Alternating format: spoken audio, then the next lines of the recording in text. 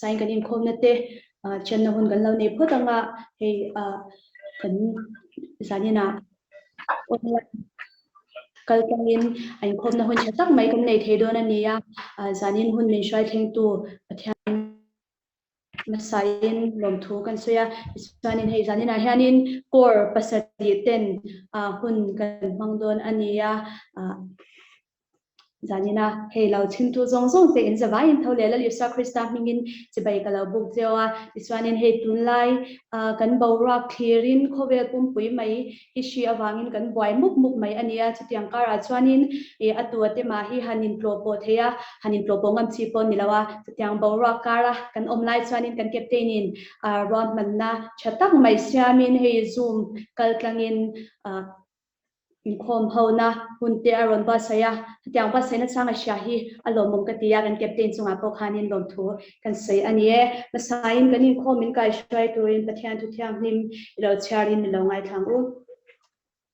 sam number som sari le pathumna chang som ni pariat ke tani ro zong pathian nai hi acha ani lalpa pathian chu ka in hung himna ka manga in na tho zong zong thu ga shil theinan dile Thessalonica khwami tin hena Tuikual pola le khathon akhatna bunga chang som hi pathum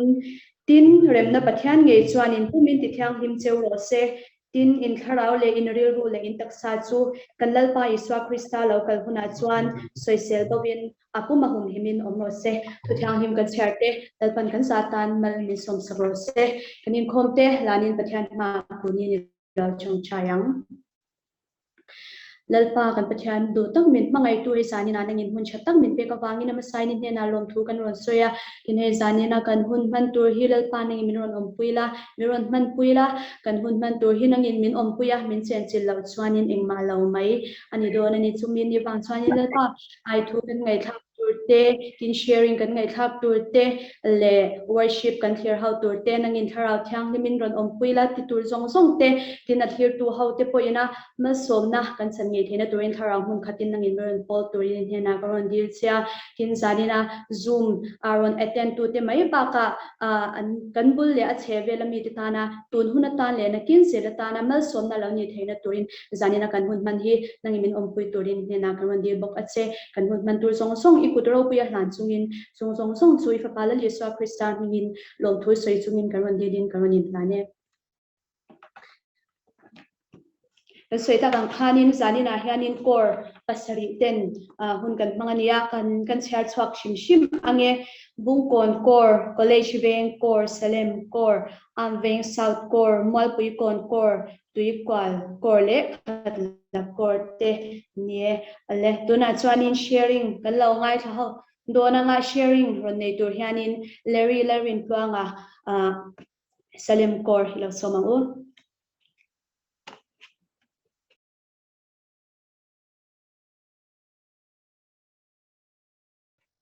Ikan hata ya. Asyat theye. Kan she theye. Le, at pop mengo. Le hey zaina pathianin kan kapten kaltangin hun minhan siap sak via kalom maya pen sit leya amaro chu kha phalo mero min tia wagin apa ngam lawa tihian hun karon mang dona ni sharing na hun karon nei dona amasa im pathian tu tiang him ingai thang korin thon ni busop ani chang ko na tangin dinani chuan ka hnena ka khongai na hi ta na to ke ka thil ti theina hi chaklo na sin ti fam kimina omni atia chuti chuan krista thil ti theina chu ka chunga om theinan chuti chuan krista thil ti theina chu ka chunga om theinan lom emin ka chaklo na te hi ka chuang ka zok ani ti hi ni se atu thiang him lal pan mal somok se zana hian ka soi du chu kanuna la lisu krista in puanna le la lisu krista na ka ima athil ti ro pui takhi ka soi do na wangin ka chanchin tlem han soi ka duwa chu chuan la lisu krista ro pui ja atalam thaina turin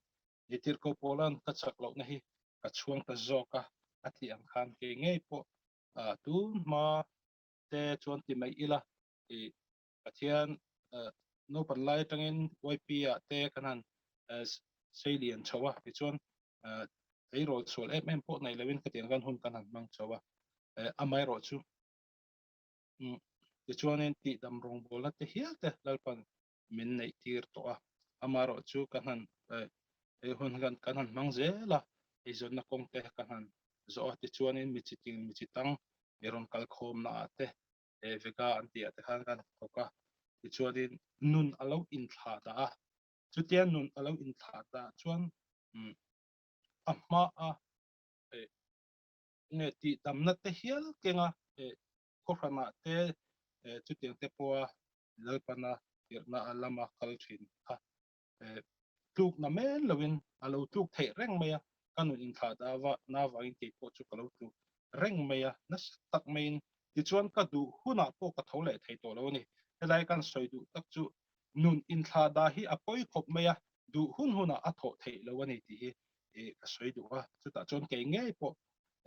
kanun hi atui hal thina amaro chu chhuat na hi chuak ngai ka ni lal pale ngai ka ni ti ka hriat nu ko ka chuak hlei thei reng lo amaro chu mak tak main pian tharna kan lo chang to kha voinia po ka thian te ka rong bol pui te ka thalai pui te piang thar vek to kan ni ang ti karinga thil hlu em mai chu lalpan lali su kristan ka kuta mi hi engma in min chu lo wang atiani chu wang chonen pian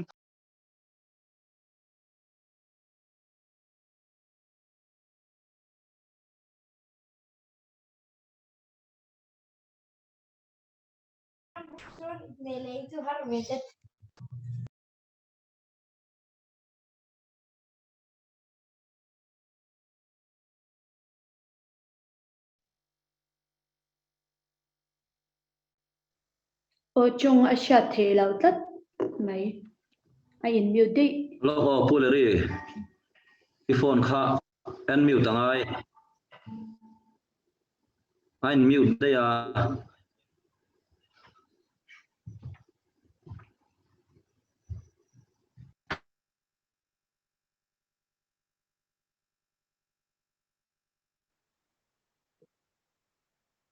hello ti han kan hre thaye nor ni chim hello han lo in mute pala ti han kan hre thaye ole ani chuanin ka soi chun zom le ngal bor mai ngo ti chuan ole chutia cái rồi xóm em bộ này là wakati nga hun kan mang chau lal pan ti dam na hial min han pet to nu kha nun in tha da na wangin alo tluk sop thei veka amaro chu ropui em mai chu chan dam na kan lo chang to hi lal pa zo ka hian min lo chui zela kai nge po kanuna chu a chui zel ni pathianin ti chuanin nun nge nun beidon na vor to pa kan lu chu kan wai pi hola hian ka tong trai ta ne kan wai pi hola hian za ngai na do kana ka tong trai ta chu ta chon lalpan minzota khonge leri I suwa chu atia lali su nei ringa mo ka inti lai khan kan in entry na pian thar ve nia in thretin kha ka isu om reng hi a om na ka khe thei talawani chu ta chonin pathian in ti hian atia lali su tong kam ngai kapa a hun a thleng ta ifapa choi moi ro ti kha ti chuanin kanuna chon lali su choi moi ka ngai ni ti chu aron lang fi ta ema chu ta chon hei ti lai korin thon khat Bungkawn chang som ni hi tharau baptisma dik tak mai hi pathianin nin hriat fi tir ta ni nangni aro chu ama zara krista chuan in omani ani chu pathian he na ta kantan fin na siamani felna te thianghlimna te tlanna te nen chuti chuan an zik ang khan a chuanga ping lalpa chu chuang ro se ti ta chuan hei hi voinia chuan keima felna te kalau ti ve thin te kalau activities engemo amo felle tha ni a kalau in shit na zong te ti sa ka felna le ka that na zong te kha lalpan min ti tloma ma ni po fello thalo ni in ngain lalpan min ti tloma chu ta chuan Krista fel na le Krista thiang hlim na zok chu voini hen atharin min man tir ta a min rin tira min shet tir ta ni aropui ka ti em ya chu alo fu in alo met em ya zaina po hen kan share du chu piang thar to kan ni yang lali su Krista nei to chu kan ni vekang amaro chu tharau baptisma kan chan hi apoi mo ka ti ni ke chuan tharau baptisma kan chan apoi mo em tharau baptisma kan chan chon phoya ngai min shuai kan ti chuan thiang hlim na min shuai lu adu ni khatia nga nun mang thina kha lalpan vo inia chuan thiang hlim na min shuai chho zela kan ti thin kha kan ti thei lo ani to lo lalpa kan hne na om tharau thiang hlim lali su Krista tharau ngai chuan khati ang kha a rem ti to lo wangin ke ni po chuan lali su du dan thiang hlim na kong chu zo turin kan nun chak lo tak chu lalpan chak na milo pe chho ve zel ta vo inia chuan ama an puya siam chawin Krista vain kalo ta zelani tilai ha kan soi duwa chu ta chuan hey tun hunai hey covid 19 ania kanin khom thei lawa activities thalai ang pon eng ma nei thei to lo ni chu ta chuan ka chan chin mi kan soi du chu in tha da na hi apoi me tuna po hen in tha da hi anuam in alanga ring tu tam tak chu ei kum ni na ka in khom thei lo ta der ya kan nun he in tha da sam to ni ka soi ta ang khan nun in tha da chu rin ain chole me har sala tu ka chu wang chonin voine hian lalpa du dan tan zoma lalpa na ti tura min ti te trong try bible chiar te hi in tha da rem lo to ni ti la ya kha kan soi du ni ti chuanin hun kamang tam lawanga kha nita se lal iswa Krista nun hi voine hian Krista felna Krista thiang hlimna ka than ni atang hian ka ti sual lo in ka in thria kanun chu alo zalena mani aya Krista ka chuna zela chun ka phak lo da ma buina chun lalpan min chun tirta lalpa chun na zokhi Krista thiang hlim na le Krista felna man ti mi avon poimo ti la ya kha kan soi du ani chu ti chuanin hei vo inni devotion hemi atana ka in bot sei na hian devotion hun ka man line pathian thu ka hena alo thenga hi thutlang komdan kan mang lok du ani ti chuanin bible ka chiar line he thu hi karil ruwa aron oma tui bela te tui ti khat ro u ti hi tui bela te tui ti khat ro u ti hi kan tun huna hian alo in me me ya chu kan hu na chu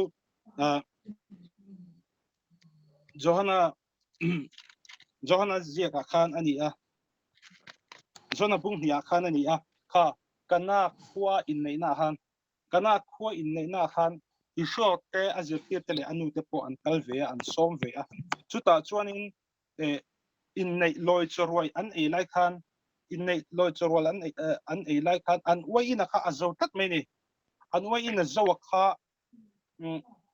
anu khan iswan hena khan hei wai ina zowe ti avril khan ti chon iswan alo chan tan te po in kim tha kan hria anga ka hun la thleng lo ani ati a ti chuanin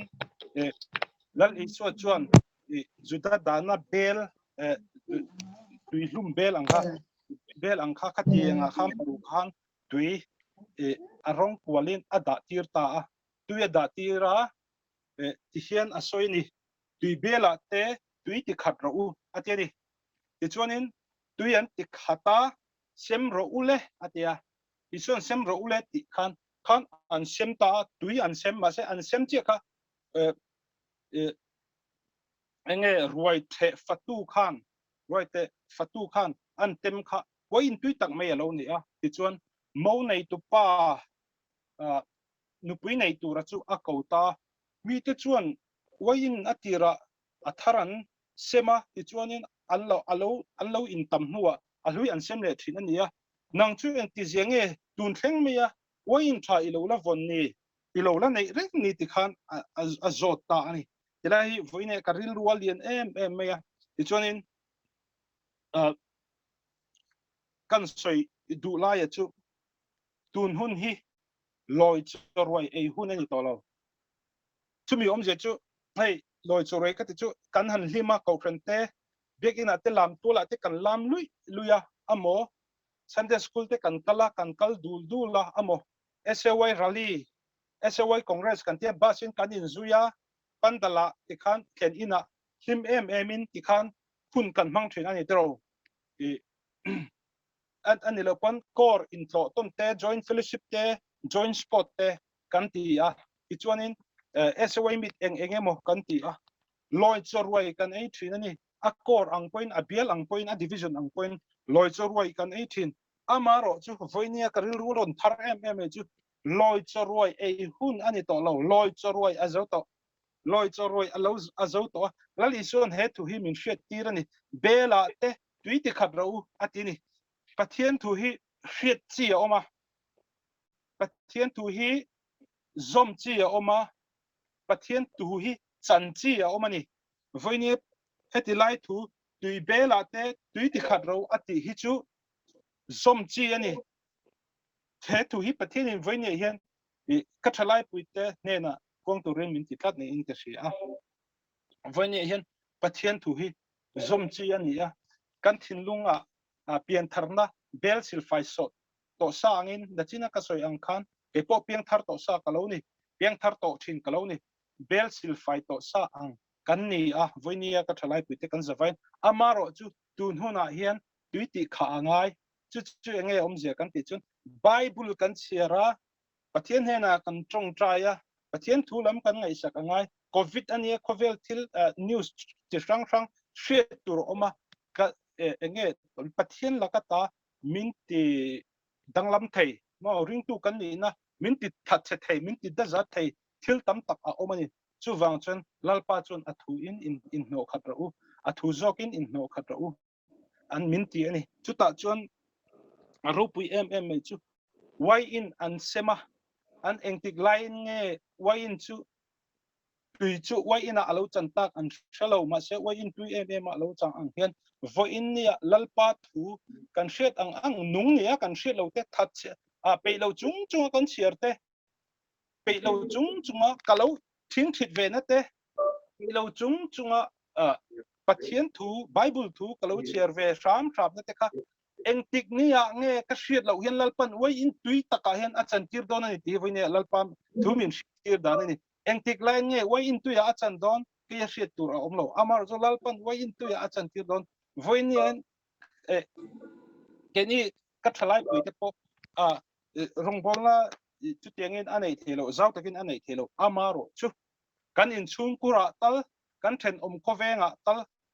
kaloina S.A.Y tal lalpa thu keimania kan siarte keimania kan tung china thilo thengte midang tan rim tui midang tan thamuan midang tan ha cholna alo ni theireng don ani ti hi voini hian chengin ka he chu nge beiseina thari nei yang u beiseina thar nei la kan thu kan hlate lalpan mal somin wain tui taka achantir thaini chumi chu shretangin lalpana min chang hian keimania lalpa in kania lalpa sum bel chu kan ni ve a chu ta chun athu te hi i khol khom zelang hei katia asan pain lalpa thara chang lim minon chung ka minon kol ro ti thei po ani to lo bible kan chiranga athu kan khol khomanga chu kan ringa kan puyang chu ti ang hun chu ani to chu lalpan mal asom don ani ti kha e voini hin achiang le in te ria kun chep takara hang te kha kan soi thei chu ani athu lalpan mal som ro se amen Kuleria haro pui hle mai ni kha Salem core evangelism in church hania tuna sharing one soi zo ta ka chang khanin hei Christian te chu kan no pan lai achanga kan chung kwa chang te le Sunday school kan kal na achang tin kan lo kan te da changa zirtir na dong chho char char kan ya chuta chuanin bible chhar te po he tun la ya chuanin kan in ti mu to em em chuta chuanin ni tina kan chhar chin te hian kan nun a chom lo mo ki sang kan lo ne yang ti kha lo mat ni tina pathian thu kan chhara atne na kan in tu lo kan thei ang to ka ke mani na kan lo pathian kan ko te chang na te hianin kan sha lo lai hianin atne na hianin mi lo nuk nai le chil ni ti kha she thar le chewila chain ka sha ti chuanin hani china khanin kan captain khanin chat box a khanin video te khala on ula atya he shi alen lo lai po khanin in mu kha har sat to na kala in tu na he shi min han ti boya in mu te har sat to em em chumi ani wang chuanin thei sha kha chuanin kan video te kha han onila tin he na kina worship te kan clear how do na tin kan speaker point thu te aron la soi do na thu soi tu tan te le items ron nei tur te tan po khanin video kan han on ngei khan nei kha apur on minan nom le zwalang karing chuban chanin kan zawain het attend to te mit nomom hle ang hale tuna chanin tuikual korte sharing nei turin la somamu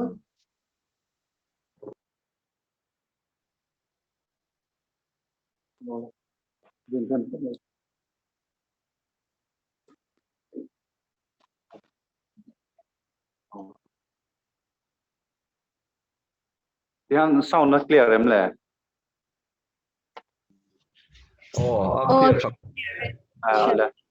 Clear Worship kan worship la tur hi kultan min phal sakin ti kha ani don ani ti kha kan sei ani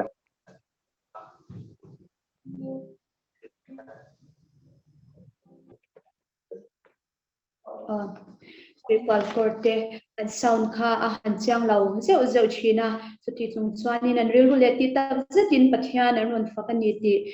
sha theya lomom the maya tin pathian mangai na chuanin eng anga swal le bo chena sa to po lo ni to maila mangai na chuanin tu na chang po hianin arong bol min phal sak ani ti lantir na hlamoi tak main haron sa a tuikual korte insunga lom thu kan sei takzet ani tuna chuanin thu cha kan lo ngai thado nanga kan thu cha mi shi turin captain te te a ila somang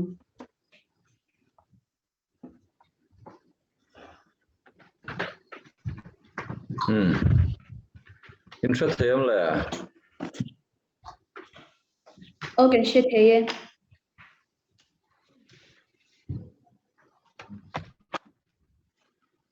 screen a khana lo lang e makalang oh lange le is-A.Y thole ngalpa isu Krista mengin che kan book chewa sanina hian hemi program alo chuat sana kha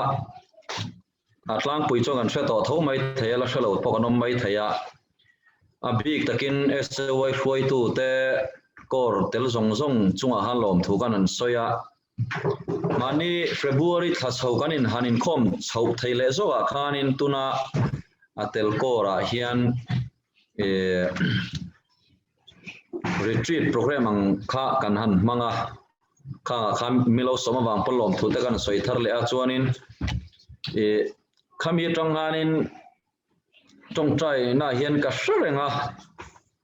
ko sang sanga ming malmal khasu lam to lem lo mai tai la kanin 7000 in tel ho khan mai ta tuikual le khatla kor big takhi Khatla hi ko rangin Good Friday program kan manga S.A.Y ang mimal ang ni chi lo khanin chuan tuikuala hian men's fellowship angin program kan manga maro chu thalai ten kan hroi tu hei atluang theu tenen kanin hre chho ve zelta chuan hroi tu ho leader tele secretary te kan anin bekuala zanin program hi lo chuaka college Veng korte Veng South korte Salem korte Khatla Tuikual Mualpuikawn kor tin Bungkawn korte tiang khanin tin sanina hian chumi kon lem lo mimal mundang mi te po rontel inomin ka hria kalom khop maya lom thukan han soiboka tin chu ba ka hei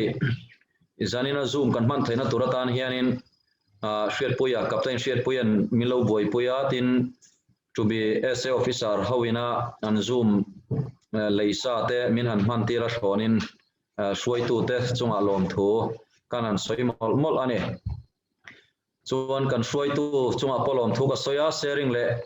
Tuikual kor ra worship ron ti tu te chunga polom thu kan han soi kan sia dangin zanini thotan zanani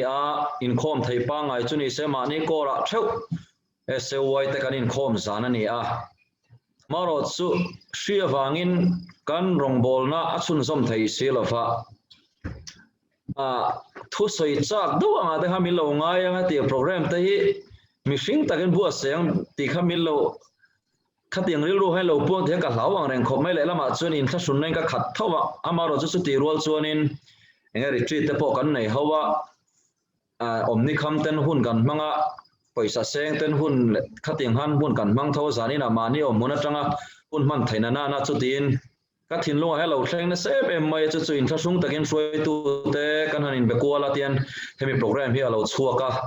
chon kar le te po hai lockdown te lani chho zel chuan in chun som zel chi nge zel chi lo kha chu suai tu le thu ni sela keima alama engma thu nei na kan nei lova tin zau zok te pon ala ti zel thei zani na hianin mi somriat travel zen jot kan nom ve alomam ka tia le lama chuanin kor lian lutuk lem lo te kan nia active member po tam lutuk hlei thei lo te kan ni hloma me ti zat mai kan hanin mukhom thei he aro pui shim ani chu wang chuanin pathian he na le in zawai chunga zanina ron tel zong zong te chunga lom thu kan han soi tak mek mek ani chuan thu ka soi ma pakhat kan soi le du chu thil engamoti pa thu soi te lo ngai thamai lova ti tak zeta manin hong chunga soi so lai te chang lova engtin nge hlok na ka nei theng tia zero taka nun ruak taka he zanina thu kan soi tur hi mi lo ngai thak sak tur de pon kan han som chewa kan thu pui tan chuan pathian nei ro u ti hi zanina kan thu pui tur ani dona chuan thu pui sarmon karon soi zo hetelai hmuna hai homa om kan ni wangin kan nau theu nen hla pakhat karon sanga worship an mani chulang anlang chong lovanga kan devotion room atangin hun karon manga tuna chuanin pathian hena in hlan na nei du te zanina pen khatla pathian lam lu thuk du pathian lam nei du te kan nomani chuanin teng chuan somna te kan siam do ni ti kha zanina hian ama sain kan hantar lang ni ta sela atha ange kan suai tu in bible aron share to sam zia ka te ke tan ro zong pathian hei atha ani ti te jacob bungli chang re ta pathian nei ro ti chuan ani na nei ang cheu ti kha zanina kan bible chang in hana tur ani don ani pathian nei ro ti thu pui mangin pathian u cha kan puang sok do ni kan thu pui tur hi apoi mo em wangin trong try na in pathian he na han hlan non le kan duwa kan foi tu trong try to thona chu pathian he na trong try na kan nei ange lalpa zanina hian ram ruat na kan lo siam lo angin ko sang thalai te zoom online tunlai thiam na kal tlanga in pol ho na kan nei thei hlu kan te hian alom thu kan soi he hun thatak mai kan man theina turatan thalai hruai tu te le member te apo thu i soi zanina hai mi somriat ngot mai kan an in pol khom thei hlu kan te kan ngai hruai hian alom thu kan soi ni zanina hian pathian nei ro ti thu pui mangin I thu cha te kan soi do na langin malmin som sakla pen khatla zanina hian keima soi tu le ngai thatu te nangma lama min naya ke pe min pen tharti le tu ani thena turin kan thu soi tur zong zong te tharawin min ti nun sakla angai thatu le athu soi tu po khandai hriam ton ai hriam zo I thu chu miron at ton la kan tharawa thurun selamal min som sakang che ngai thatu de point in real ruin hong taka zero taka lo ngai thak kamal som na lo na lo chan thina turin khoina karon dil bok ani na in mal som ang che Isu Krista min karon dil che amen le pathian nei ti hi kirabat Elohim an tia chumi om zia chu hai a eng karon zia zong hi ni pathian pan pathian machon in kom naril zok nei tura pathian vapan vapvat nei tin in riat chian na thuk zok nei tura fian rial man ti te hemi kan pathian nei ti kan thu pui hianin atum ber ani chuman chuan zanina hian pathian nei ro u kan ti chuanin pathian chu va pan ula pathian chu va ma chon ro u tina alo ni a pathian kan pan hian kan va nei tina ni chuan in kom na ril zok nei tura va pan nai pathian nei om zia chu in kom na ril zok nei tura van tlang in kom na ril zok nei tur chuan van tlang pia lama angaya pindan chung rila hay thalai kan nia nula tlangwal te po kan ninga tin a then chu nu pui pasal nei to te po kan ninga thalai nuna nu pui pasal nei lawa ten han soi tai la mangai na chuan fian riala phuta kan mangai tak kan bial pa emo kan bial nu te ne na hun in kom na ril zok nei tur chuan in khom ban pia lama S.A.Y meeting pia lama van tlang pia lama khoyamo laya pindan chung rile mo mun fian rial zok emo kha in kom na ril zok nei tur chuan tuma an om to lowangai ni chu khamia khatiang kan va pana kan va nei angai tin hriat chian thuk zok nei tura fian rial man tina ni pathian nei hian aken chu chumam zia chu kan hriat chian tur te reng chu kan va nei angaya chuan mi kan nei te chu kan hre chiang sin ani zanina hian hay sharing ron soi tu puleri te po kha attention in lo hriat to nu nenga attention kan la shalo mai thei boka Mizoram po milar ten ni a he ta tuipui senan ka na ti hla ten tien pathian in ron manga fakna hla nen studio te na ya ti hanin pathian in amang em ani ama po khan pathian kalau hlat le to a ti kha sharing ate po ron sei kha zanina hian puleri nen chon prayer partner kan nia an korar jit kan ne tangin tun aya in hriat chian na zok thuk zok vanaya ama vanai tur chuanin fian riala kan in kom chian angai ni tin hei sane kan in khom soi tu te po sali te po Bungkawn ko tenen retreat kan nei kan in sia chuanin kaini chon dihan kan lo ral hriat le ta comedian sar sa te po ho sa ten non manga ka tiang kha ni ta kainin kan hre chiang lo ama hre chiang tu re chu an ma ni kor chung mi tho chuai la hre chiang le tu tur chu a chung te a thian tha tak tak te kha ani ta ni chuman chuan pathian van nei ro u kan vain ti hian kirabat Elohim in hriat chian a thuk zok nei turin ama chu va pan ro u in kom ril zok nei turin ama chu va nei ro u va ma chon ula pathian va pan ro u tina ngani chu pathian nei ro in ti rongat khan a nei dan kan hriat chi lo chuanin I akong kha abo ve thei tlat ane chuwang chuan tuna hian pathian nei a thatna chan point thumin karon soyanga chuan pathian nei danin ka thu karon ti top don karon atlang karon kom don ane pathian nei om zia chu kan lo hreta a pathian nei om zia chu pathian pan pathian ma chon in kom naril zok nei tura pathian vapan hriat china thuk zok nei tura fian rial ne a ama ne na va in kom na chu chu pathian nei atumani a chu chu kirabat Elohim anti ani sam namar som sari pathum chang som ni pariara chuan kayata ne ro zong pathian nei hi atha ani ti kan mu a khami kha chu vasai sa va katum lo Bible chang larani atin jagowa bungli chang re ta po fe ka pon soi tam em Bible sang do ania pathian nei ro di chuan ani na nei ang cheu tun hi keima ni zokin pathian kan va nei kan va pan hun ani a pathian hi na san pai mi ron nei ngot thei to mi alovani achan chu keima ni lamin in hon na emo pathian lama tui hal na emo kan va nei phot lo chuan pathian hi afran pai mi ron pol to don lo mana aman pe ka ngai kan tia ti tak tak ngai kan tia chumi pi alama chuan ti tak taka pathian kan van naya pathian kan ma chona in kom na thuk zok le ril zok na ama kan ba hriat chian theina tur tan chon zanina kan thu pui pathian nei ti hi alo chuak ta ani chu chu zanina hian pathian nei ti om se karon sai fiana ni a chuan pathian nei a thatna point pathum karon sai dona chu chu ama nei tu te anar ngai lo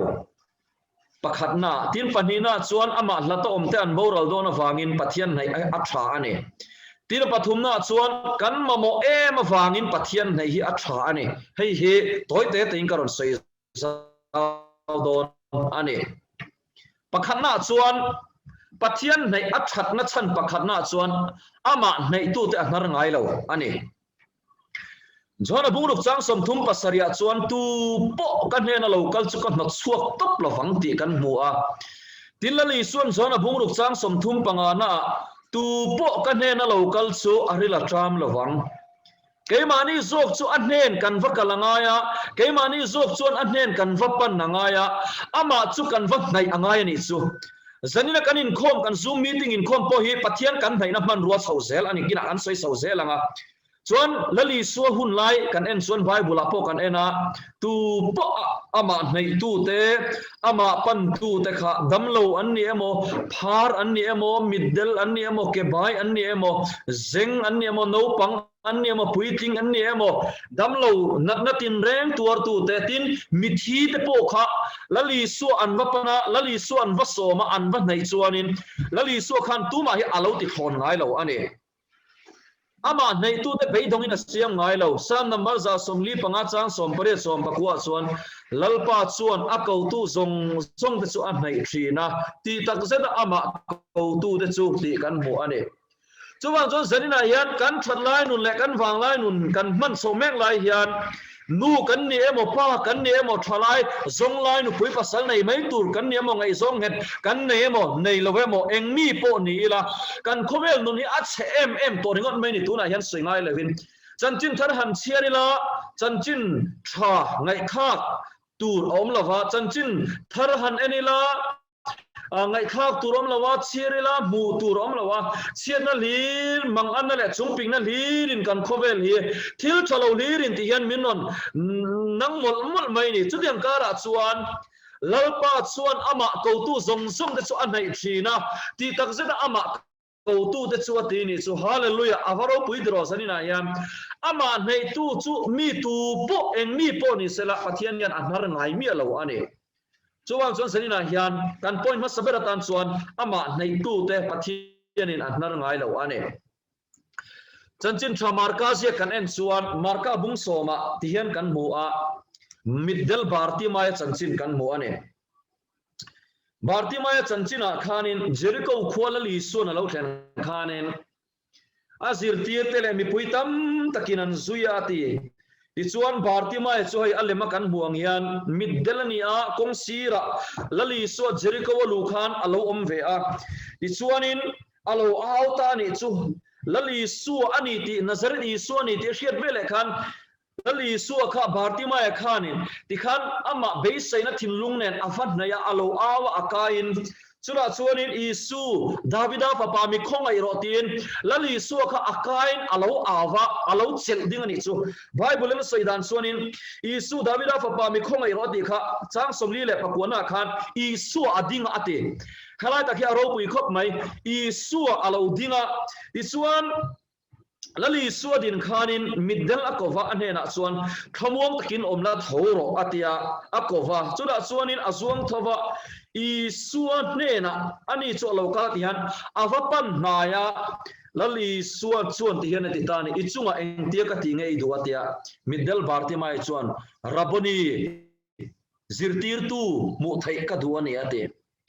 isu davida papa mi khongai rotin pathian avapan phoda lali suan engtia ka ti ngei duatia duda chuan raboni zirtir tu mu thai ka duani ti hai alema kan buang hian kongsir alo thua he ta nong mi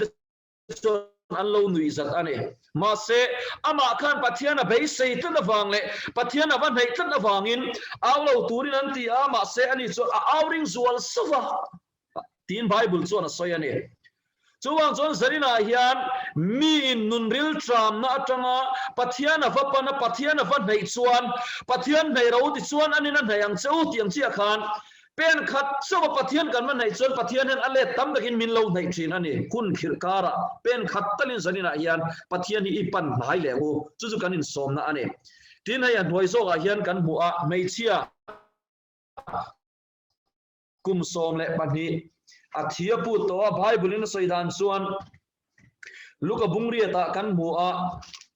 bible in soidan chuan zong chu doctor te ne na adek ro zo to a tu ma antidam thei to lo ati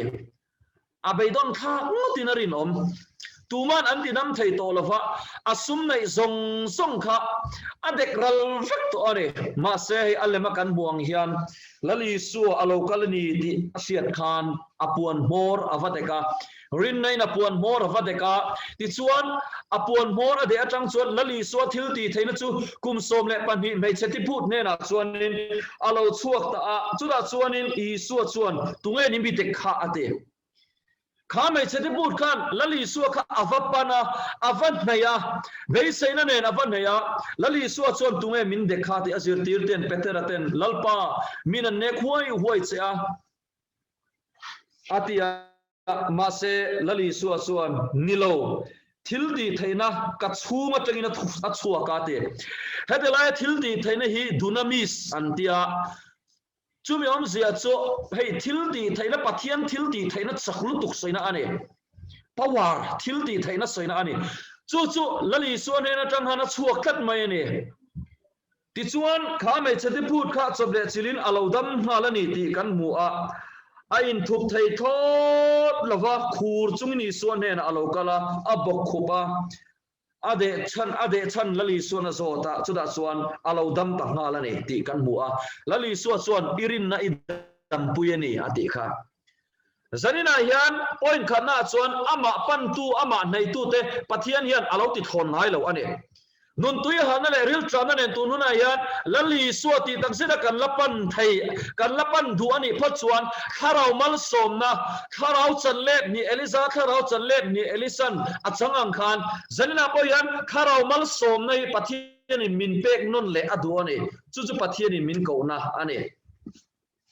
ทีนั้นปัญหาชวนอามาละตอมจะจู่อันโบราณโดนฟังอินปะเทียนในฮีอัตราอันนี้อามาละตอมจะจู่อันโบราณโดนฟังอินปะเทียนในฮีอัตราอันนี้เมลินเมนโรเมลชาลลนูเซ็กซิมโบลที่อัคเวลินอันเชียนเมลชาเปียนนักใจเอ็มค่ะจุ่มขัดจู่โซอันไหนน้ำมุนะปะเทียนินบิลิกราฮามัดจู่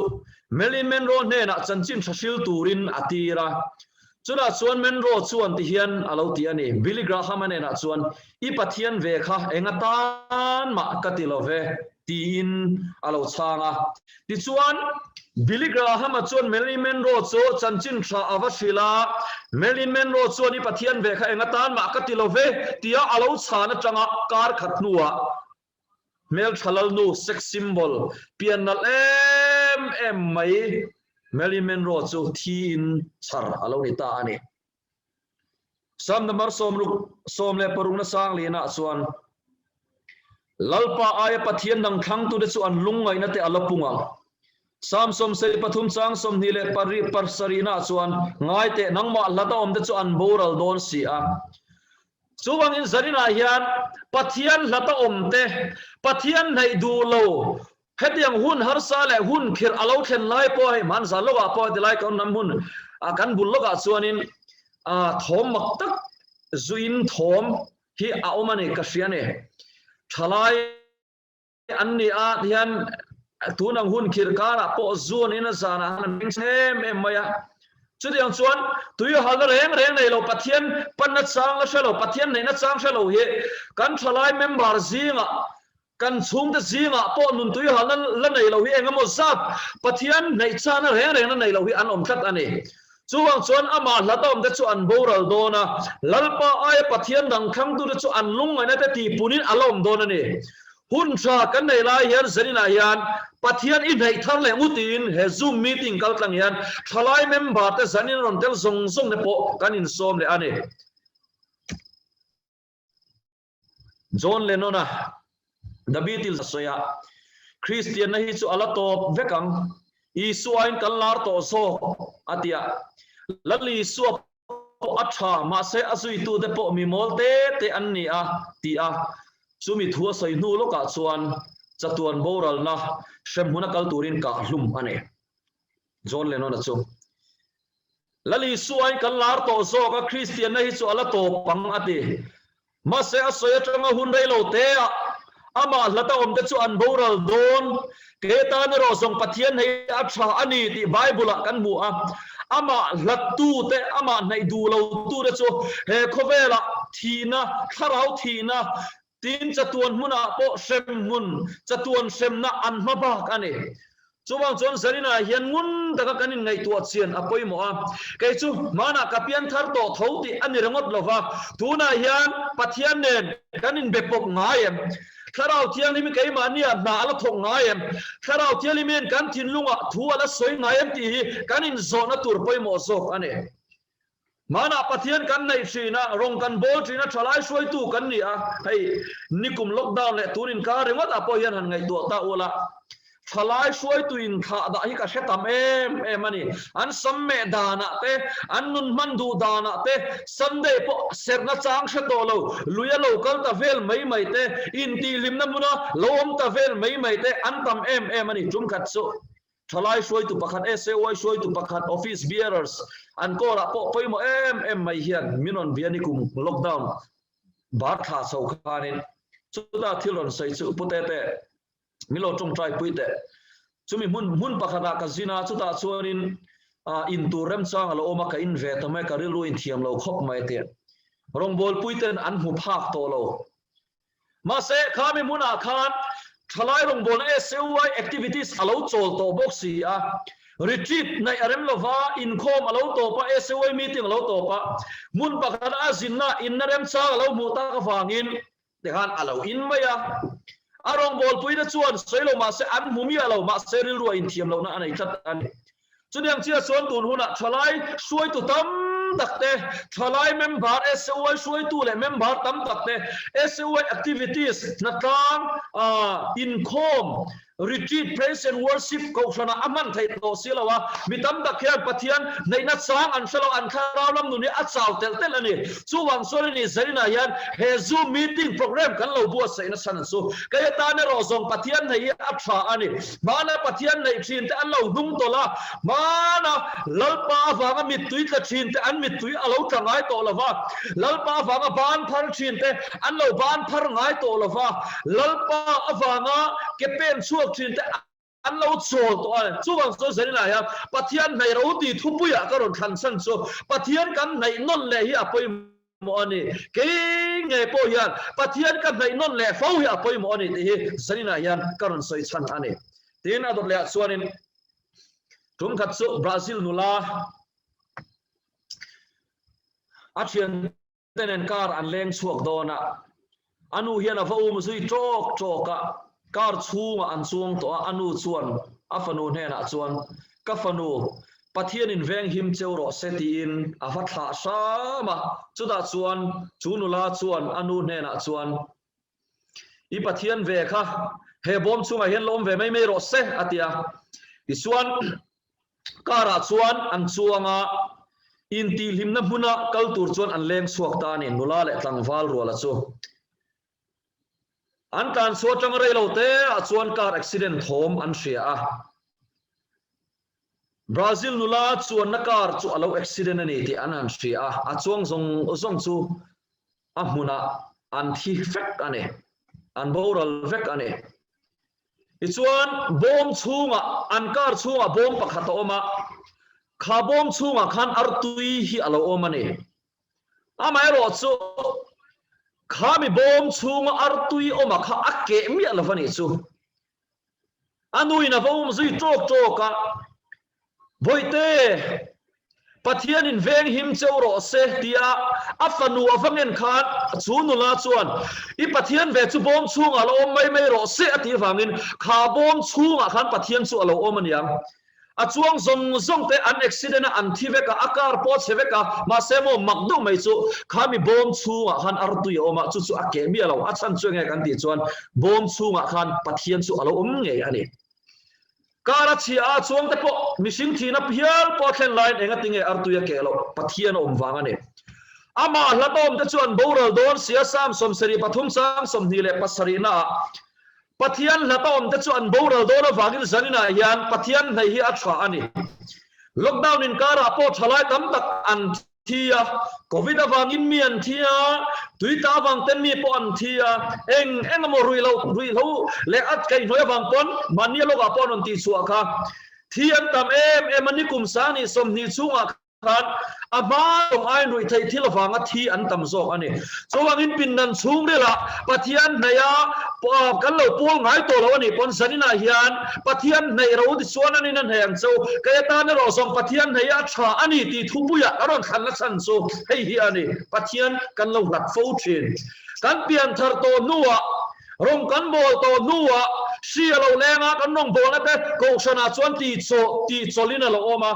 ministry ten rong bol an kal pui lai thalai rong bol he enga tinge a chol na chan kan ti suan pathian kan nei tok lo wang ani kan nu na tuya hal lo wa thalai soi tu dam tak te po kan ko ra thalai kan member te po veina kan nei lo kai ma ni nge pon pathian kan hata pathian nei kan om thai to lo ani chuwang chon sanina hian ho u lalpa ne na ikir le ang u tin kan in soma pathian nei turin kan in ngen thar le ani tin apoin nunung berap top na berat chuan kan mo ma fangin pathian nei a tha ani ama pathian ni kan mo ma fangin pathian nei a tha ani nimina nen voina nen chatuan kheng poin kan mo chu pathian ani ama in min mo nga in keima nin kan mo nei asang sok de ya mitamu thei lo shita takte awangin kan buaya rannung se awang ringot pon kan buaya thiam na sang tel tela thiam na phak lo nat na lo chuak zela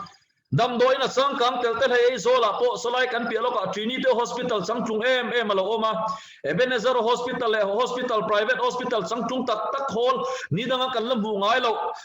specialist main lo super specialist an lo chuak zela mithiam pathian thulama po mithiam an lo chuak zela khowel thilama po thiam na apunga khol atha a thila changkam tel tela ma se pathian kan mamo nai asang tel ani nu pakara kan boina awangin pathian kan mamo a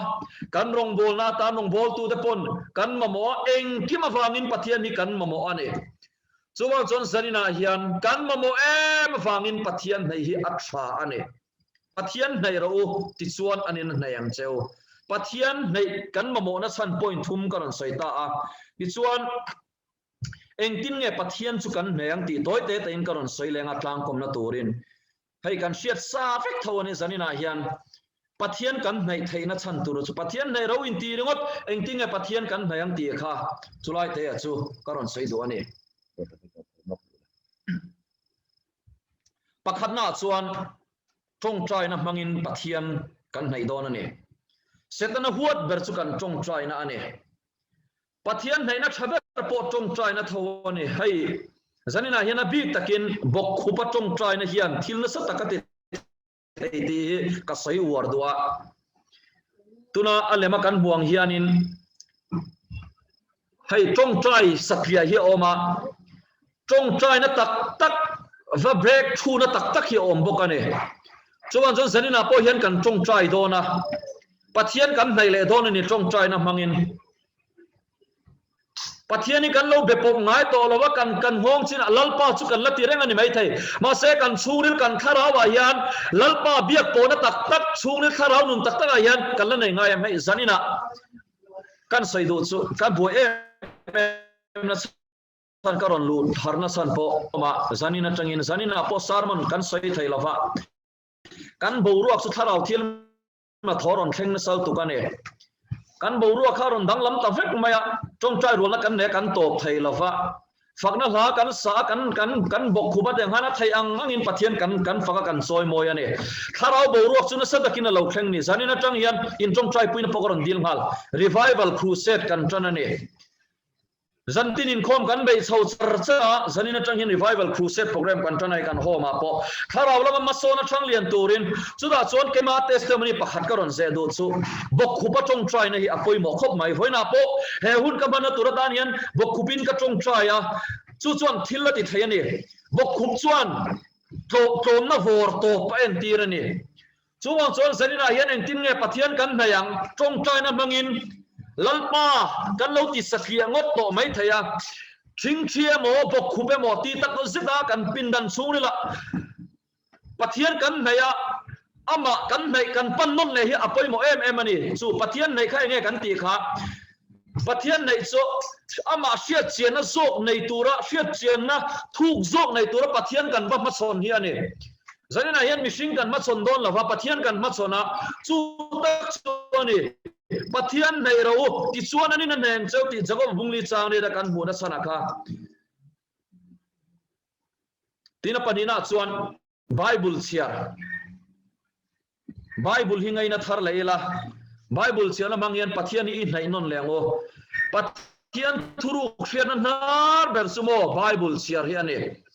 ไบเบิลเชียร์ละกันดูไลท์อันเดอร์ไลน์ขับบิละกันโลกปุยนัตเตเป็นอินเสียกโชคเละขับบิละกันโนดบัวจู่ๆอัลโลกขับบิกันนี่ไบเบิลกันเชียร์เฮียนเกยมานี่กันดูไล่กันบัดเชียร์งอนนี่ละเวนถ้าเราเที่ยวลิมินเกยมานี่เชียร์ตัวมินตีไล่จะนี่นะกันไบเบิลจางอินงานซ้ำสมสิริปฐุมจางสมนิปเรศเกยตานี่เราส่งปะเทียนให้อัฐานี่ตีถูเตปหันเชียร์นั่นเลยละหันเชียร์นั่นเลยละกันโนดบัวแต่เสียกชัวกิละปะเทียนให้อัฐานั่นชนะเตค่ะจู่ๆกันถ้าเราตานมัลสมนะอาลูนี่โดนนี่ให้กันเชียร์ซาเวกันนี่ไบเบิลเชียร์โม่ที่นั่นปะนี่อปฐุมน่าส่วนอินคอมนั่นแหละเฟลชิพน่าเตลปะเทียนมีแต่อินคอมนะเฟลชิพนะกันเตลเฮียนปะเทียนกันไหนทีนั่นเองซูมออนไลน์มีติ้งอินคอมกันเตลเฮียนปะเทียนกันไหนอะจู่จวนกันรินนักกงอ่ะมินติจักะมินติทั้งเลียนไทยอันนี้เบียกินกันกัลเตตินให้จันนี่กันซูมมีติ้งอังเตปทิลตีตัวตั้มตักกันเดงจันนี่นะทอดันจันดังอ่ะจวนเองกันเราตีชินสุกเฮลวะปะเทียนมีแต่อินโพลคอมน้ำมุนกันเตลเฮียนปะเทียนกันเราไหนไทยทีนั่นเอง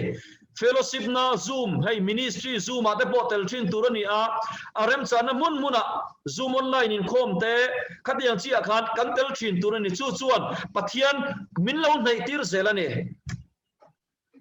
tin apalina chuan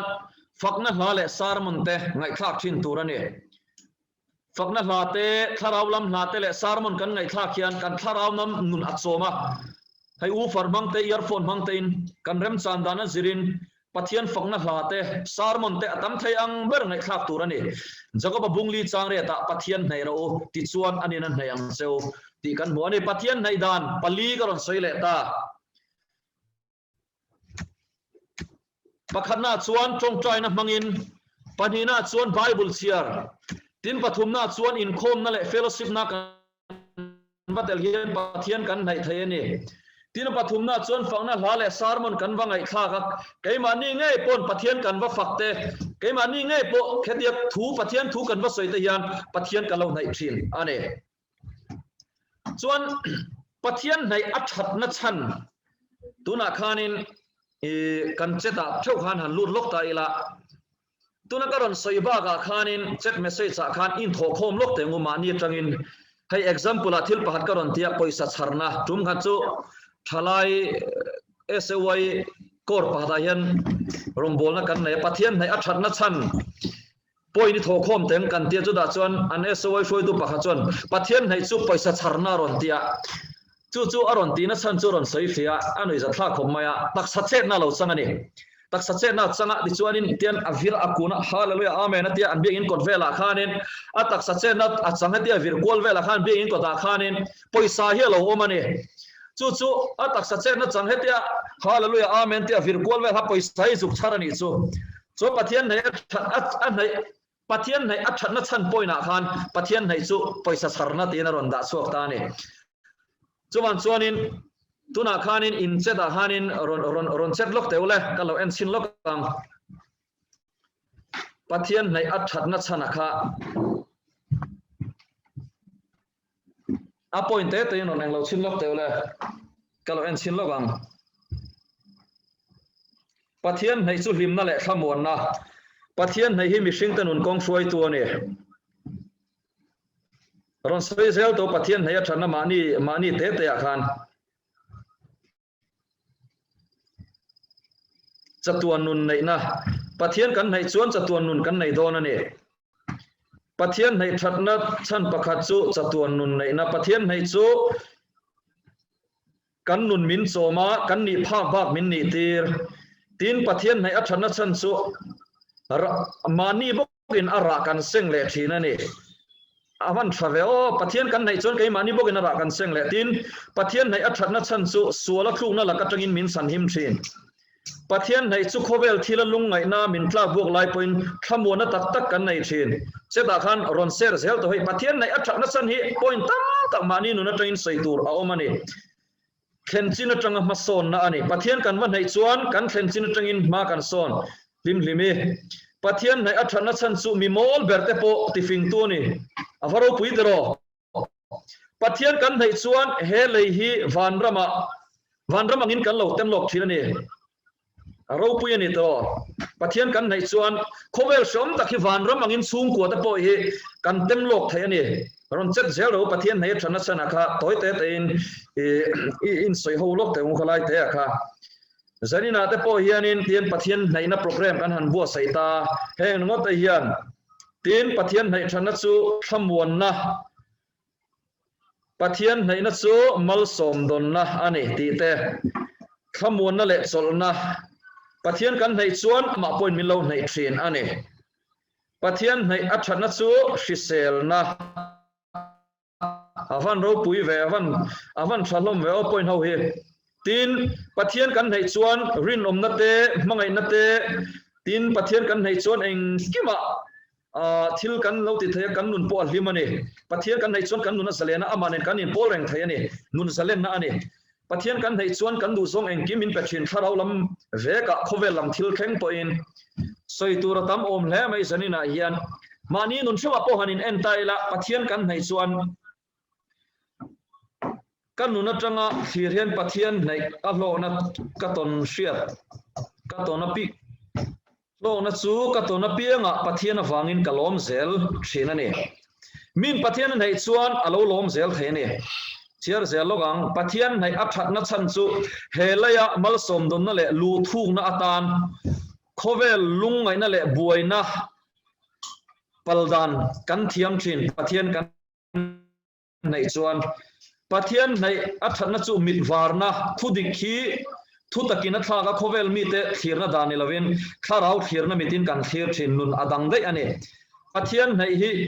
shomna po hlimna dik men then thei tu ani ole kan chiar seng to lawanga indule ti khan cheta khan lo sei zel tho ulama ni nun chewa khan pathian nei apiang te hi tharawa annung thina ni pathian nei apiang an lim thina pathian nei tu de chuan midang te pathian an nei tir thina pathian nei tu de thinlung chu athiang lim thina wangin pathian nei hi atha ani khami kha zanina hian khami kan sarmon hian aron kentel poimo em ani le annex atop kharna tak tak atan soile taila pathian si bai bung na worship kan nei don all lo in ring ro kan naw tho po kha cholol na romung som pakhat sang sarina chuan Israel mi de chuan an zon chu an hulawa thantero chuan an hua adang zong de chu an cholol zo to a hei cholol na ti he a om zia chu sak sual ngai sak lo poi sak na tel lo to khir tina ni a FSC bungli chang som pariata te isai bungruk chang ko chang som mathai bung som pathum tir go de thil ti bung som ni pariata te thinlung cholol na chung chang kan bu ane chuan mani thowa ti hian lo in zo ta ola hetianga tuna hian in lo om to ni chuan in cholol vek to tina ni chu hetianga kan lo om to ni chuan pathian thu kan ngei tha ka kan sak vek to chuan kan cholol to tina pathian thu le tharau lam thil kan ngei ven thei to lova poi sakna nei mi lova thil kan ti to china chuan rong kan cholol to tina rong bol tu te som na po kan poi sapai to lova kan chhum te le kan thian tha te rong bol tu de ta na to khirthal kan ni to chuan kan cholol to tina kan ngoi em a kan sa va kan ngoi a engma ti kan phur to lova ni chuan kan cholol to tina holam taka kan khosaka thutak aya fian thule thil ho mai kan ngai ven to ani chuan kan cholol vek to tina ani chubang chon zanina hian hetianga kan om chuan dule lo screenshot ula khami te kha nakina devotion in nei le huna po hetianga in lo om to ni chuan in cholol to tina kan cholol to tina nia mania kan cholol to ni chuan sanina hian pathian kan naya pathian kan pan non le apoimo ane pathian nei chu pathian pan pathian machon in komnaril zok nei tura pan nai hriat chena thuk zok nei tura fian rial man sam som seri pathum chang som ni le pariata ke ta ne ro song pathian nei hi aksha ane kalome isu sanina hian khati zong ha thu ka soi thei chu ani a ichuanin tuna hianin la pakhat kan sanga lokal nai lok role la hene ano ding nai ula kalome isu ti la kan sadon ni ano lang khena nai chong lo mo kan naw te honen homa kan naw te honen pathian chibai kan buk don ani zania kan thu pui chu ta ne ro song pathian nei a tha ani ti ani a kan phone te kha video te kha lo onela mani omna mun thrawa tharaw lama breakthrough a tharaw lama pathian nei thar le turin zanina hian tharaw thialim kan som thar le apoi mo ane tharaw thialim kan soma tharaw thialim ke mani nuna alo nun le chuan mal som na le hlona tam takha kanuna alo thleng le don ane I thu hian min khamwan thin ka phone ka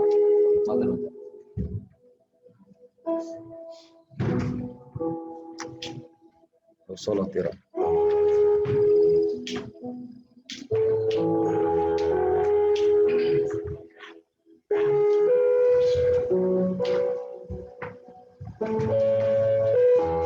logo mi lo mau logo Allah copy kan song logo ola tuna hian la karon sadona isua la kan sak sungin inom na huna khan tong trai nei lo nei don ni I thu hian min khamon thin iyo hian min ti chak thin tin pathian o kan thia thian kan tharau nun hi ti chakina lo le thin ani chu zanina hian kan thu buya pathian nei kanon thana chan mo ani la karon sanga chumi chung chuan rilu tong tran ani indu le mani chu ru mai no mani phei chuan lobo khupula min mei ven turan nok lo ching chiula lamba zanina hian ine na oi ran thar le namma nei ka ta thra ani kalau nak fo chin cha beton le chai ka do ni tin pathian lama thin long le ti da zin lawil ran tharam cheo thu hian min khamon chin zai ba mo I thu hian min khamon chin min khamon chin yo hian min ti chak chin yo hian min ti chak chin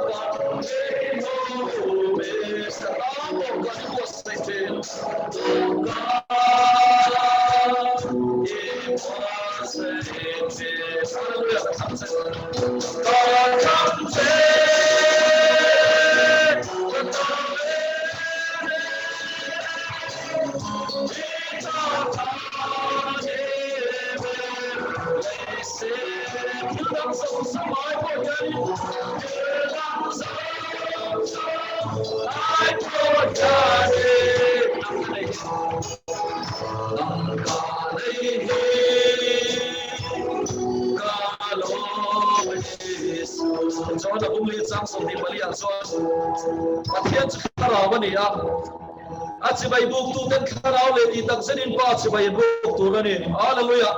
chutiang mi chu pathian ina somani thalai te khove rani tuna hian thalai lalpan khoya tu em ani tlang sanga lalpan mi te khoi zela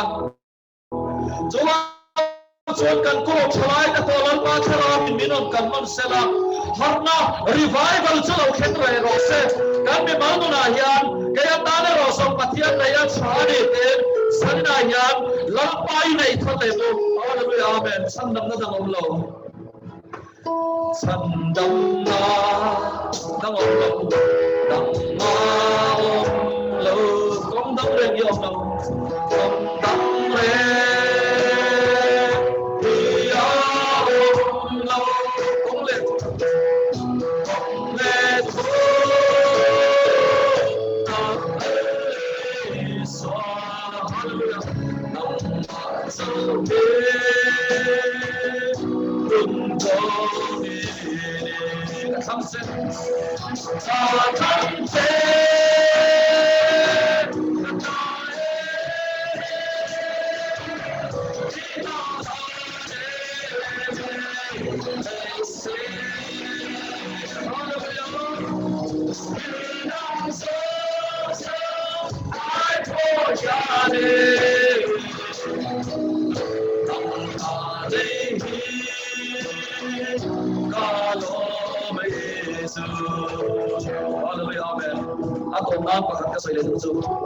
prayer partner te kha ko chen kana chok ani siama ko chen kana chok ani siam chola chen chu choi tu chok te to kan ni prayer partner te kha lo ti pum se le la prayer partner te kha thai kin lo vela ni tim tom chana bible siana lama fellowship na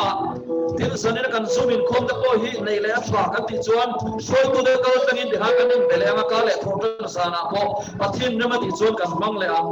tunu ni pathian ne na lo thu ma hun ni li thu lam panin isam sahama turin ilen ka te kha den ro ni chula li suam better ne na chuan pathian ka lo la to ni pon sanin na hian pathian ni nei le mo ka kham che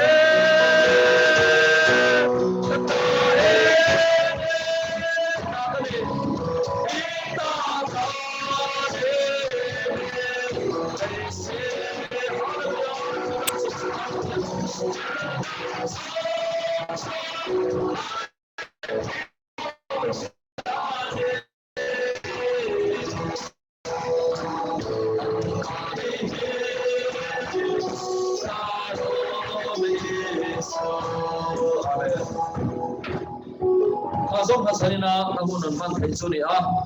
soi tu khan hun to khen min pe nge pelo ka chiang da lo khop mai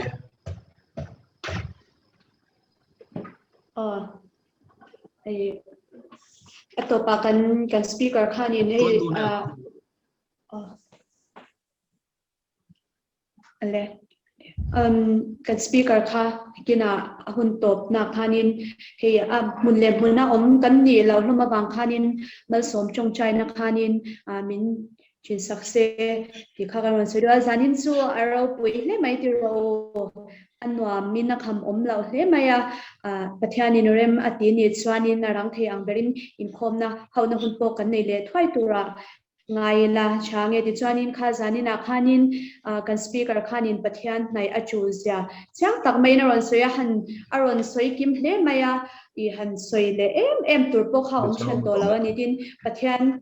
engtin ye pathian kan nai dan tur ron soi point clear on tarlan te kha kan soi nun leng no ka nga masabera chuanin chong china mangin ania tin bible chair in khom le fellowship le fakla le sermon ngai thak ania khan de kha pathian kan nai dan tur kong chili kan speaker in aron tarlan kha ania khang kha kai mani chewina kan mona changa kan practice theivek ania kha lo ti chun zom cheu kan tum don ya kan speaker kha khongai takin hei ahu hawa chong chai ral theite ani atni box ti lawa ma sob chong chai na min chin turin kan som denge tuna hian kan lalpa isu Krista thana pathian kan pa vanami mangai na tharau thiang lim pol le a chen china dom tak chu in zan he na tuna tanga kum khuwa thlengin a tharin la om zel ro se Amen.